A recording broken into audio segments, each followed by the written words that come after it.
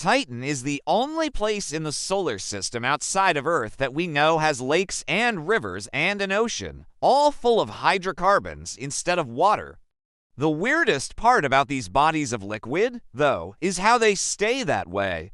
You see, if Titan's atmosphere is so similar to Earth's early atmosphere, with lots of methane gas floating around, then shouldn't those lakes and rivers have evaporated into thin air long ago? Welcome to my channel. Today we are exploring why Titan's methane lakes haven't dried up yet. When thinking about planets and moons in our solar system, it's hard to look past Earth. We imagine they have the same gravity and atmospheric pressure and temperature and think they should behave in much the same way. But Titan is very different from our home planet. And by studying what makes it tick, we can learn not just about Titan itself, but also about how Earth might have formed and whether life could exist elsewhere in the universe. Take Titan's atmosphere. Sure, it's mostly nitrogen like Earth's, but it also has lots of methane and little else. There isn't enough oxygen for us to breathe, and there isn't enough gravity to hold the atmosphere close to the surface. So if Titan were more like Earth, its lakes would have evaporated billions of years ago.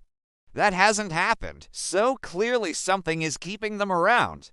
Now, Titan isn't exactly dry. In fact, it's covered in lakes and seas and even an ocean made mostly of methane, along with smaller amounts of ethane and propane. But because methane is such a light molecule, it escapes into space much more easily than water vapor does on Earth. Under Titan's low gravity, a methane molecule can reach escape velocity and flee into space with just a few miles per hour of speed.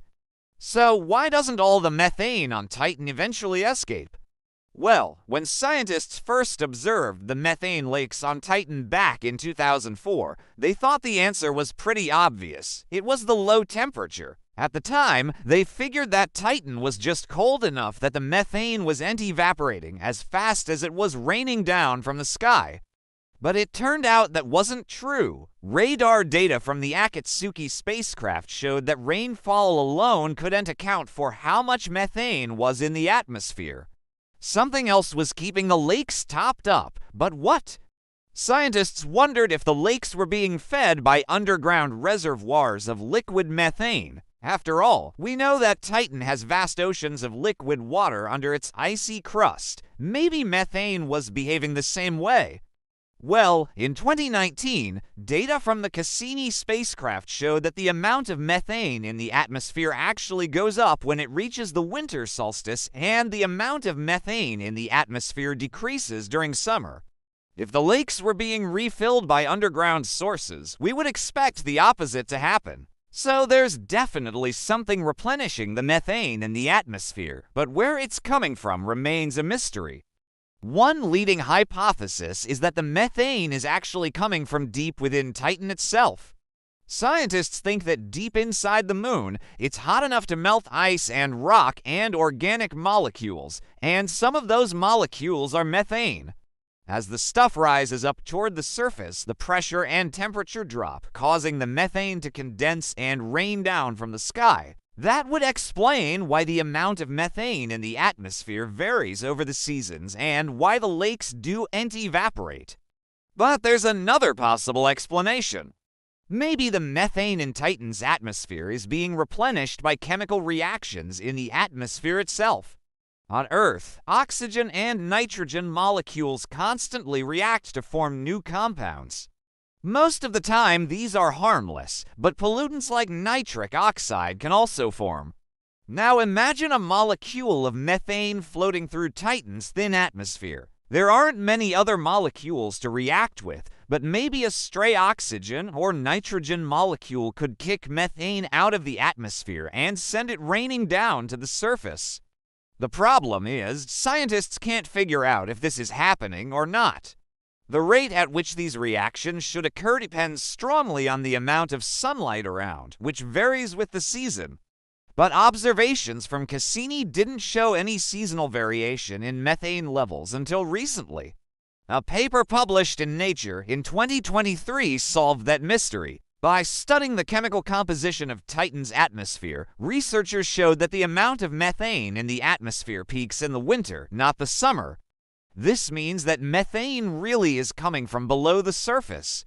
But they also found something else. There's a compound called ethane that peaks in the summer.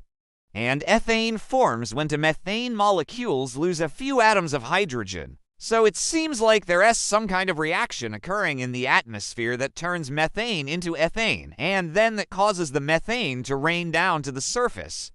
Researchers still need to figure out exactly what's causing this reaction, but they hope to get to the bottom of it in the next few years. Okay, so that rules out one possibility, but it doesn't rule out the idea that there's some kind of chemical reaction going on. Another recent study suggests that maybe there are tiny solid particles floating in Titan's atmosphere that act as catalysts, meaning they help certain chemical reactions occur faster. Researchers have been observing haze in Titan's atmosphere since the 1980s, and while we've gotten a better sense of what the haze is made of in the past few decades, we still don't know how it got there or how it's affecting Titan's atmosphere. But if they can figure out what these particles are and where they came from, they may also figure out why Titan's lakes haven't evaporated yet.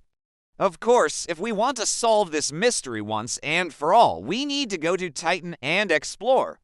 NASA's planning to launch the Dragonfly mission to Saturn's moon in the mid-2020s. Dragonfly will spend 2.7 years flying through space before arriving at Titan in 2034. Once it gets there, it will explore 7 sites across the moon, including 3 different lakes, and the mission will last at least 2 years on the ground. Dragonfly will have instruments to identify organic molecules and help researchers understand how life might arise in different environments. In other words, Dragonfly is going to Titan to search for the origins of life. So far, every theory for why Titan's methane lakes have evaporated points to some kind of geology or atmospheric chemistry. But what if we're thinking about this the wrong way? Maybe it's not evaporation that's keeping Titan's lakes full, but life. As crazy as it sounds, it's not too far-fetched. We know that life on Earth can thrive in extreme environments like deep-sea vents, acidic hot springs, and frozen wastelands. And we know that organic molecules can form on their own without life. So it is not too hard to imagine that life could evolve on a different world with different conditions. In fact, scientists think that the building blocks of life probably formed on Titan before being carried to Earth by a meteor. So maybe life did start on Titan. Perhaps there are some organisms living in those methane lakes that we haven't discovered yet. Maybe they photosynthesize using methane instead of water. Maybe they eat rocks, or maybe they're eating each other. Okay, let's not get carried away. There's no evidence of life on Titan, but the possibilities are exciting nonetheless. And we don't have to wait until Dragonfly arrives to look for signs of life. Researchers have already analyzed data from Cassini's visit to Titan and identified 26 molecules in Titan's atmosphere that could be signs of life. Of course, these could have also been produced by non-living processes. But in the near future, scientists are hoping to run tests on samples from Titan in labs here on Earth, so maybe we won't have to wait much longer to find out if there is life on Titan. If you enjoyed learning about the mysteries of Titan, I bet you'd love our podcast. In each episode, the SCI Show Space team brings you the most interesting stories in science and technology. Listen to the whole thing on your favorite podcast player by following the link below.